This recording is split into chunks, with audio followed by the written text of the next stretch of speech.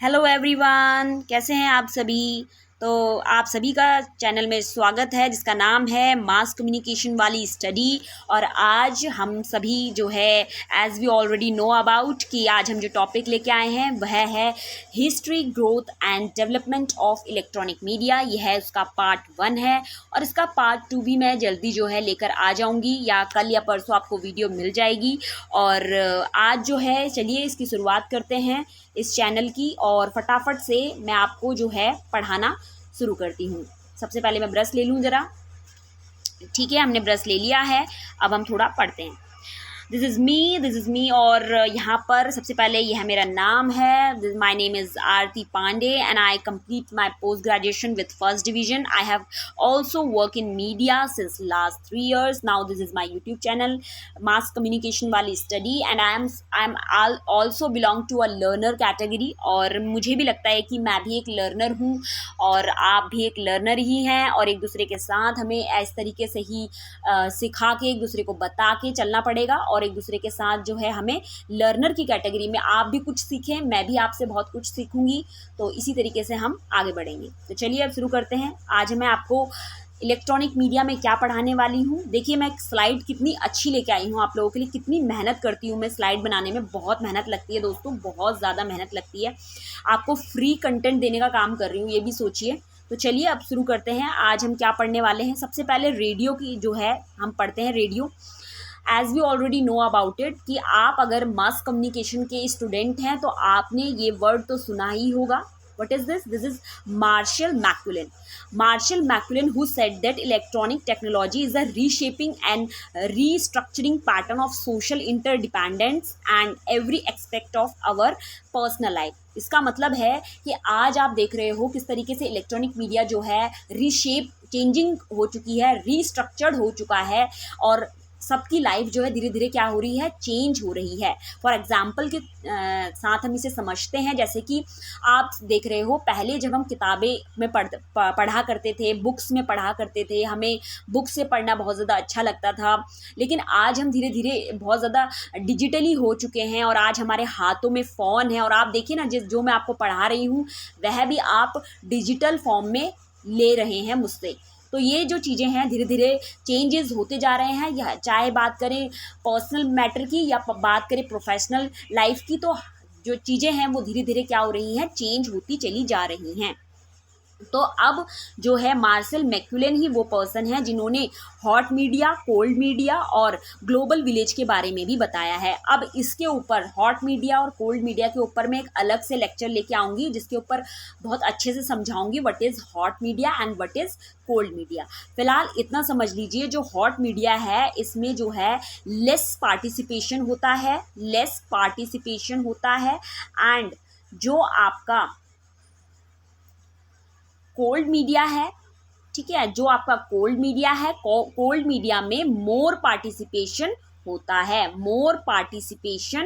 होता है। जैसे कि एग्जाम्पल के थ्रू अगर समझते हैं हॉट मीडिया को, तो थोड़ा सा मैं आपको यहाँ पे समझा देती हूँ एग्जाम्पल से कि जैसे हॉट मीडिया में आपका आ जाता है क्या, आपका आ जाता है रेडियो जहाँ पर लेस पार्टिसिपेशन है, और कोल्ड मीडिया में आपका आ जाएगा टेलीफोन, इंटरनेट। ठीक है, तो ये that is in come under in cold media. और ग्लोबल विलेज में तो आपका जो हम एक दूसरे से इंटरकनेक्टेड है वो किसके थ्रू है, वो है हम हैं इंटरनेट के थ्रू।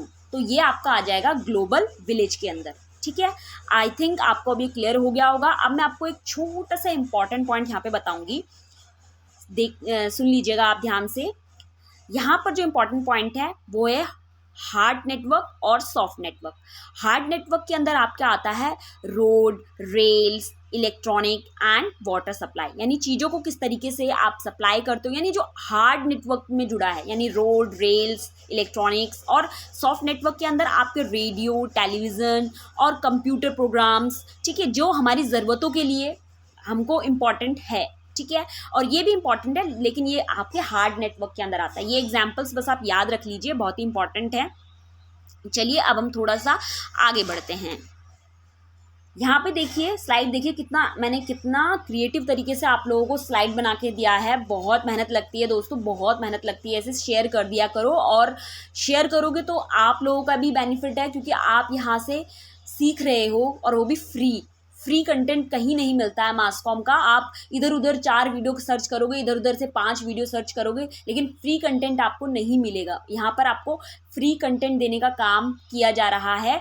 तो आप इसको अपने जितने भी मास कम्युनिकेशन के बच्चे हैं, या कोई यूजीसी नेट जेआरएफ की तैयारी कर रहे हैं, या फिर कोई जो है यूजी कर रहा है, पीजी कर रहा है, तो उसके लिए भी ये क्या है, एक इम्पॉर्टेंट है। अब मैं आपको बताती हूँ हिस्ट्री ऑफ रेडियो, यानी कि रेडियो का इतिहास, किस तरीके से रेडियो के इतिहास की शुरुआत हुई। यहाँ पे आप देखिए मार्कोनी कौन थे, जी मार्कोनी इनका पूरा नाम है, जो कि एक इटालियन इन्वेंटर रह चुके हैं, जिन्होंने जो है रेडियो को की शुरुआत की थी, रेडियो को ब्रॉडकास्ट करने की शुरुआत की थी। और वो कब की थी, 1896 में की थी। ठीक उसके कुछ समय बाद 1908 में क्या हुआ, पहला सक्सेसफुल डेमोस्ट्रेट जो है लिया गया। वो कहाँ से प्रेजेंट किया गया, एफएल टावर पेरिस से जो है, वहाँ से जो है रेडियो का जो शुरुआत है इस एरिया से की गई। कहाँ से, एफएल टावर पेरिस से की गई 1906 में।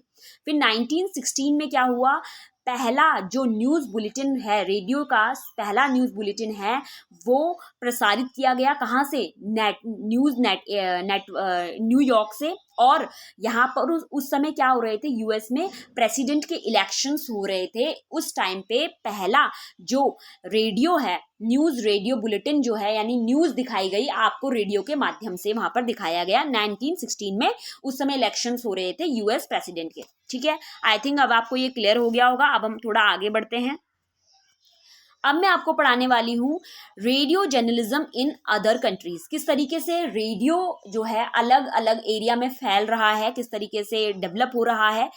अभी हमने पढ़ा कि जो अब यहाँ पर कंपैरिजन की बात की जाए तो कह रहा है कि ब्रिटेन से पहले कहाँ आ चुका था आपका रेडियो, अमेरिका में आ चुका था। कैसे, सबसे पहले अगर हम इसकी क्रोनोलॉजिकल ऑर्डर की बात करें, बहुत बार यूजीसी नेट जेआरएफ जो है क्रोनोलॉजिकल ऑर्डर के क्वेश्चंस डाल देता है अपने एग्जाम में। तो इसमें जो है आपको ये बताना है कि क्या जो है, सबसे पहले यहाँ पर बोल रहा है ब्रिटेन से पहले अमेरिका में जो है रेडियो आ चुका था। तो what is the chronological order, तो यहाँ पर हम बताएंगे सबसे पहले भाई साहब, हमने पता है कि इटालियन में जो भाई साहब आए थे जी मार्कोनी, जो कि जर्मनी में लेके आ गए थे क्या, रेडियो लेके आ गए थे। उसके ठीक बाद अमेरिका में आया और उसके ठीक बाद ब्रिटेन में आया। तो what is the chronological order in this, तो हम बोलेंगे सबसे पहले आपके इटालियन में यानी जर्मनी में आ गया, फिर आपके अमेरिका में आ गया, और फिर आपके ब्रिटेन में आ गया। Now I think you clear this point. अब हम थोड़ा सा आगे बढ़ते हैं। ठीक है, यहाँ पर आपको एक नेम दिख रहा है जो कि है रीगेनलैंड फेस्डेन। देखिए नाम बहुत ही खतरनाक है, क्योंकि ये अंग्रेज लोग होते हैं, इनका नाम इस तरीके से होता है, याद रखना।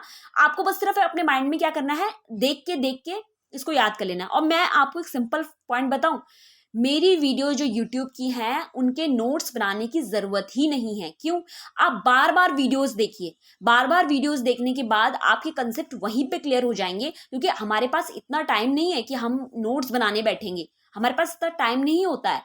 तो इसमें क्या करा जा सकता है कि आप YouTube पे मास कम्युनिकेशन वाली स्टडी सर्च करो और तुरंत उसमें गो थ्रू कर लो इन वीडियोस को। तो इससे आपके फटाफट इसको स्पीड भगा के देखो और फटाफट जो है आप देख के कवर कर सकते हो। तो रीगेन जो इसका नाम जो है रीगेनलैंड फेस्डेन, जो भी इसका नाम है, आप एक बार अपनी तरफ से भी इसे प्रोनाउंसिएशन कर लीजिएगा।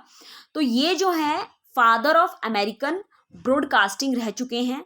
इन्होंने ही जो है टर्म कॉइन की है ब्रॉडकास्टिंग और नैरोकास्टिंग। और कब टर्म कॉइन की है, 1906 में ये टर्म कॉइन की है। याद रखिएगा कि इन्होंने ही टर्म कॉइन की है, रिग्नाल्ड फेस्डिंगर जो है, इन्होंने ही जो है वो टर्म कॉइन की है। कौन सी टर्म कॉइन की है, ब्रॉडकास्टिंग और नैरोकास्टिंग। अब ब्रॉडकास्टिंग और नैरोकास्टिंग क्या होता है, बहुत ही इजी और सिंपल लैंग्वेज में मैं आपको समझा दूंगी। नैरोकास्टिंग मतलब होता है स्पेसिफिक ऑडियंस जहां पर आती है, जैसे कि पेड बैच, यानी कि पेड बैच में क्या होता है, लार्ज नंबर ऑफ ऑडियंस वहाँ पे नहीं जा सकती, जिनके पास पैसे नहीं हैं वो वहाँ पर नहीं जा सकते हैं, तो वो वहाँ पर केवल स्पेसिफिक ऑडियंस ही जाएगी, दैट इज नैरोकास्टिंग। और जहाँ पर लार्ज नंबर ऑफ ऑडियंस जा सकती है, जैसे कि यूट्यूब, यूट्यूब क्या है, एक फ्री प्लेटफॉर्म है, आपको फ्री कंटेंट देने का काम कर रहा है। यहाँ पे क्या है, लार्ज नंबर ऑफ ऑडियंस जा सकती हैं, तो वो कौन सी टर्म में आ जाएगा, वो आ जाएगा ब्रॉडकास्टिंग। नाउ आई थिंक मैंने इतना इजी एग्जाम्पल दिया है, आपको बहुत ही जल्दी क्लियर हो गया होगा। अब मैं थोड़ा आगे बढ़ती हूँ, ठीक है। चलिए अब हम थोड़ा आगे बढ़ते हैं। अब यहाँ पर हम पढ़ने वाले हैं जो वर्ल्ड की बात हो रही है, इंडिया नॉट इंडिया, वर्ल्ड का जो फर्स्ट न्यूज़ रेडियो न्यूज़ थी वो ब्रॉडकास्टिंग कहाँ से हुई थी, वो हुई थी 31 अगस्त 1920 में वो ब्रॉडकास्ट हुई थी। और इसको जो ब्रॉडकास्ट किया गया था वो रेडियो वहाँ के स्टाफ, कहाँ के रेडियो के स्टाफ, आपके डेट्रॉइट न्यूज़ के। अब आप सोचोगे what is Detroit news. Detroit news मैं आपको एक लिंक भी दे दूंगी डिस्क्रिप्शन में, आप जाके देख सकते हो। डेट्रॉइट न्यूज़ एक वेबसाइट प्लेटफॉर्म, और हम ये कह सकते हैं, वी कैन से दैट, जैसे कि आज तक हम देखते हैं, आज तक जैसे बड़े बड़े चैनल्स हो गए, ठीक उसी तरीके से ये भी एक प्लेटफॉर्म है जहाँ पर न्यूज़ वगैरह प्रोवाइड कराई जाती हैं। तो वहाँ के जो रेडियो स्टाफ हैं उन्होंने ही जो है वर्ल्ड का पहला ऐसा रेडियो न्यूज़ ब्रॉडकास्ट की थी। कब की थी, 31 अगस्त 1920 में। अब हम थोड़ा आगे बढ़ते हैं।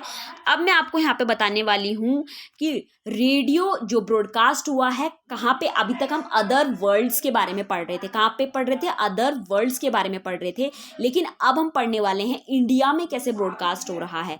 तो सबसे पहले में यहाँ पर देखिए 1923 से लेकर 24 के बीच में जो रेडियो है वो प्राइवेट वेंचर में उसकी क्या हुआ, धीरे धीरे शुरुआत हो गई थी, ठीक है। और 3 रेडियो क्लब जो हैं बनाए गए, कौन कौन से, बॉम्बे, कलकत्ता एंड मद्रास, ठीक है। बॉम्बे, कलकत्ता एंड मद्रास, ये 3 जो है एरिया में जो है रेडियो की शुरुआत हो चुकी थी। उसके बाद जो है चेन्नई में चले गया था, लेकिन due to the financial issue की होने की वजह से 1927 में इसे बंद कर दिया गया था। यानी कि 4 साल तक, ये जो 3 साल तक इन्होंने काम किया, लेकिन 3 साल बाद due to the financial issue इसे बंद कर दिया गया था। फिर उसके ठीक जुलाई में 1927 में क्या हुआ, फिर से जो चैनल है वो चल पड़ा, ये जो रेडियो है वो चल पड़ा। लेकिन चला कैसे, अब उन्होंने क्या किया, अपने इस ब्रॉडकास्टिंग सर्विस को दोबारा से बढ़ाने के लिए एक्सपेरिमेंट बेसिस के आधार पर जो बॉम्बे और कलकत्ता ने क्या किया, मिलकर गवर्नमेंट के साथ, गवर्नमेंट और प्राइवेट कंपनी के साथ एक एग्रीमेंट साइन किया, जिसमें इन्होंने इसको दोनों कंपनी के साथ ज्वाइन कर लिया, गवर्नमेंट भी और प्राइवेट भी, जिसके वजह से इनका जो फाइनेंशियल इशू था वो कंप्लीट हो गया और फिर से जो है रेडियो की शुरुआत हो गई। और तब इसका नाम क्या रखा गया, तब इसका नाम रखा गया इंडियन ब्रॉडकास्टिंग कंपनी लिमिटेड। ये क्वेश्चन आ सकता है कि due to the financial issue होने की बाद जो है, जब प्राइवेट कंपनी और गवर्नमेंट कंपनी एक दूसरे के साथ मिली, तो तब उस कंपनी का, उस रेडियो का नाम क्या कर दिया गया, तो उसका नाम रखा गया इंडियन ब्रॉडकास्टिंग कंपनी लिमिटेड, ठीक है। Now I think you clear. अब हम थोड़ा सा आगे और बढ़ते हैं। अब मैं यहाँ पे आपको बताने वाली हूँ सम इम्पॉर्टेंट फैक्ट्स, ठीक है। अब मैं आपको यहाँ पे बताऊंगी सम इम्पॉर्टेंट फैक्ट्स, बहुत इंपॉर्टेंट फैक्ट्स यहाँ पे बताने वाले। अभी मैंने आपको बताया कि इंडियन ब्रॉडकास्टिंग लिमिटेड जो कंपनी है, इनका नाम फर्दर आगे जो है चेंज करके क्या कर दिया गया, इंडियन ब्रॉडकास्टिंग सर्विस कर दिया गया। और ये किसके अंदर था, ये था कम से कम आपके department of labour and industry के अंदर ये जो है आता है। ये क्वेश्चन भी आ सकता है कि Indian broadcasting service comes under in which department, तो हम बोलेंगे labour and industry department, okay.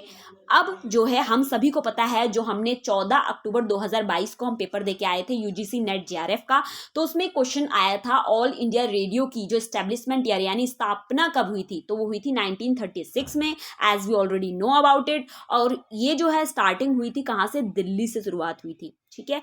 लेकिन यहाँ पर जो है इंडियन ब्रॉडकास्टिंग सर्विस का नाम बदलकर जो है क्या रख दिया गया था, ऑल इंडिया रेडियो रख दिया गया था। ये सबसे इंपॉर्टेंट पॉइंट है और याद करने वाली बात है कि हम जो इंडियन ब्रॉडकास्टिंग सर्विस है इसका नाम बदलकर क्या रख दिया गया था, ऑल इंडिया रेडियो।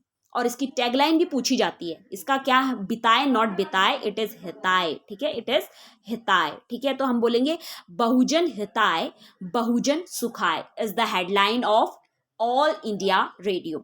अब इसका मतलब क्या होता है, बहुजन मतलब पीपल के उसमें हित में, यानी उनके फेवर की बात होगी और उनके सुख की बात होगी, यानी कि उनके हैप्पीनेस की यहाँ पे बात होगी। तो that is the tagline of all India radio.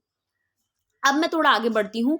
जब इंडिया में क्या हुआ, आज़ादी हो गई, यानी इंडिया जो है पूरी तरीके से इंडिपेंडेंट हो गया, तो उस समय केवल 6 ही स्टेशन जो है रेडियो के वहाँ पर डेवलप हुआ करते थे। वो कौन कौन से थे? दिल्ली, बॉम्बे, कलकत्ता, मद्रास, लखनऊ एंड तिरुचिरापल्ली। ठीक है।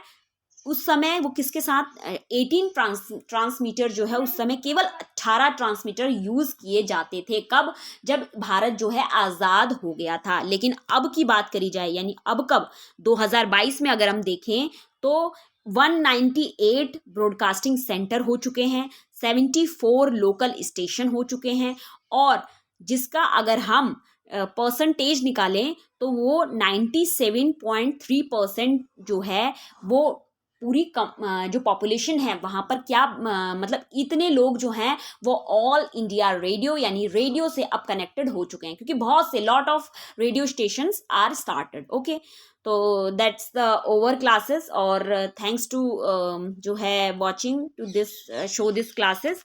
और कैसी लगी आपको क्लास, आप मुझे वीडियो के जो कमेंट बॉक्स है वहाँ पे ज़रूर बताइएगा। और यदि आपने मेरे टेलीग्राम चैनल को फॉलो नहीं किया है तो आप सर्च कर सकते हो मास कम्युनिकेशन वाली स्टडी के नाम से, आपको यह मिल जाएगा। और नहीं मिलेगा तो मैं आपको डिस्क्रिप्शन में लिंक दे दूंगी, और आप इस वीडियो को शेयर जरूर कीजिएगा। Thanks to watching, bye bye.